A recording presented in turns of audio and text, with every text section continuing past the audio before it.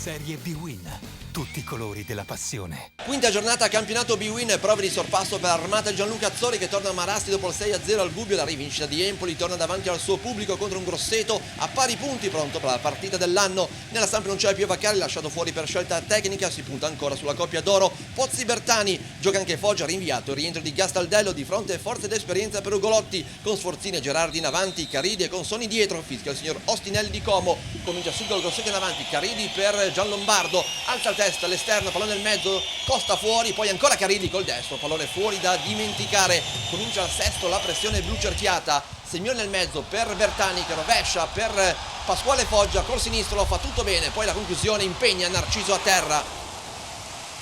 Al 9 minuto ci pensa Obiang per Pozzi, area di rigore, in uscita Narciso, devia il pallone, Padelli salva sulla linea, poi contatto in area di rigore tra Consonni e Semioli, però Stinelli non è calcio di rigore, ma rivediamo l'azione ancora di Pozzi e il salvataggio di Padelli quasi sulla linea di porta.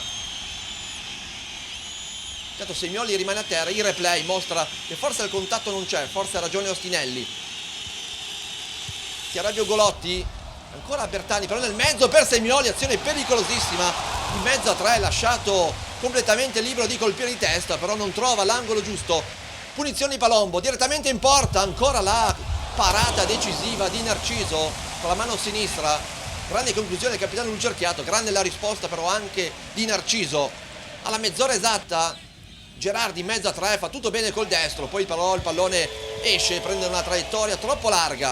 Al minuto 39 ancora il Grosseto, ancora con Sforzini, col petto murato da Costa, tutto facile per Romero. Al minuto 45 allo scadere, tanto è preoccupato Azzori, lancio lungo di Gianlombardo, pallone ancora per Sforzini, prova la girata, ancora Costa si oppone e Romero, tutto facile per il portiere argentino bloccare.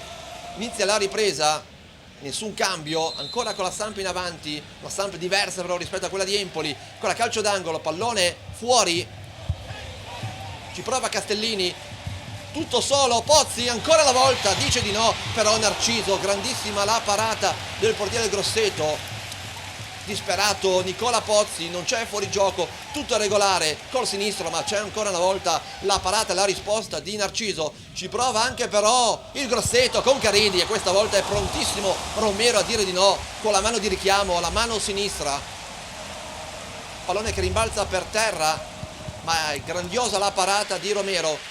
Cambio nel filo della Samp, fuori Bertani, dentro Maccarone, ci prova Azzori, ma è ancora il Grosseto di Ugolotti con Gerardi a provarci esterno della rete. Siamo al minuto 41, poi ancora il replay, salta Costa, però la conclusione non è perfetta, si arrabbia tantissimo Ugolotti che sogna il colpo. Minuto 43, ancora Sforzini, alla meglio Tuaccardi, tiro però deviato.